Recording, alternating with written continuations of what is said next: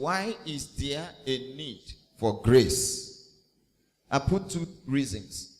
The first is the failure of the past revelations. God has been revealing himself progressively. Now, the reason why God did that was that we could not comprehend the full revelation at a go. That's what we do in curriculum, in education. You teach children A, B, C, D, alphabets, numbers. And then you will go to additions and divisions and multiplication. From there, you remove the numbers and get them into alphabets. From there to geometry, trigonometry, algebra, calculus, and all of that. So that if you bring a child and begin to introduce him to 2 times 7 when he doesn't even know what is 2, it's a problem. Now, so what God did was to reveal himself in creation. So that as we look at creation, we can begin to comprehend, some aspects of who he is. The lofty mountains teach us that whoever laid the foundation of this building, this mountain, must be too big. So the power of God is displayed in the lofty mountains. The irresistibility of God in the winds and the waves and the storms of the ocean. So, but something happened when God revealed himself in creation.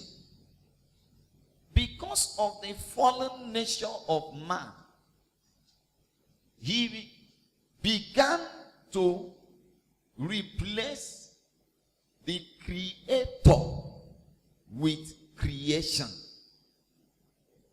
Are you with me? And that became idolatry. And idolatry led to other base issues. So God decided to introduce a further mechanism in order to deal with the inadequacy of creation. So he introduced the law. Creation was a revelation of God. You need to know, all heavens declare the glory or the person, the character, the person, and the nature of God. When God brought the law, he was not revealing rules, he was revealing himself. The law, like creation, is also a revelation of God. Keep that in your mind. Thou shalt not steal. Why? God is not a thief. Look at the Sabbath. He said, I rested on the 7th day. Because of that, you take a rest. I hope you're following. Be ye holy. Why? I'm holy. Don't covet another man's wife and don't commit adultery. Why? Because I'm a faithful God. Actually, my name is faithful. I strike a deal, I keep it. So the law is a revelation of God. But it was given to correct the inadequacy of the revelation of God in creation. Because that revelation led to idolatry and adultery and covetousness and killings. So God introduced the law and dealt with that. Are you with me? However, when he introduced the law, he did something also. He gave them a tabernacle. The law was introduced in Exodus 19 and 20. By chapter 21 of Exodus, he begins to give instructions concerning the tabernacle. Why? Because the purpose of the law is not for the realization of righteousness. Righteousness will be attained through the ministry of the tabernacle of grace. The law was the standard, the way of meeting it was in the tabernacle. Did you capture this? Good. When the law was again abused because of the fallen nature, the law could not provide righteousness. Now, when we use the word law, I want you to know that it has different meanings. The law is a dispensation, is a period. The law is also a system introduced through the mediatorship of Moses. Then the law is also instructions and regulations.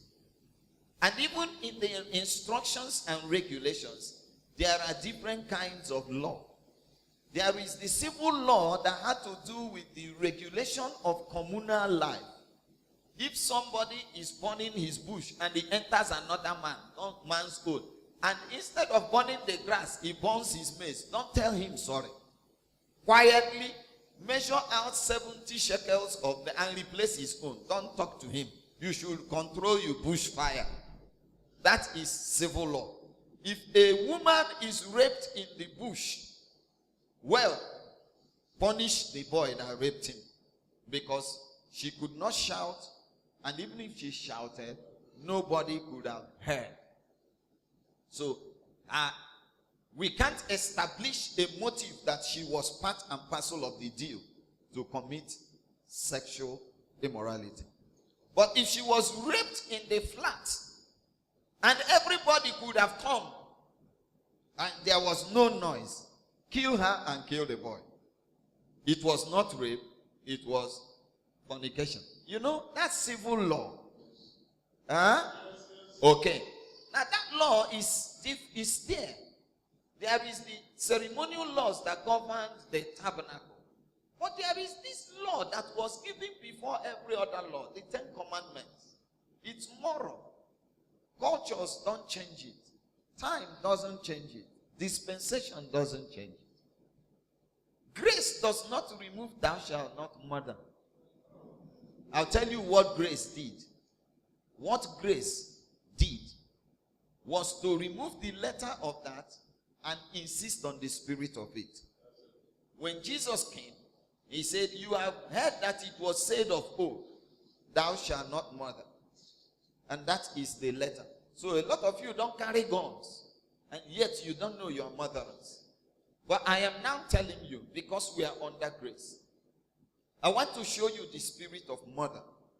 If you're angry with your brother, you are in trouble. If you call your brother a blockhead, you are in trouble. If you call him a morally bankrupt man. So you see, anger, insult, resentment. These are the 3 spirits that motivate murder.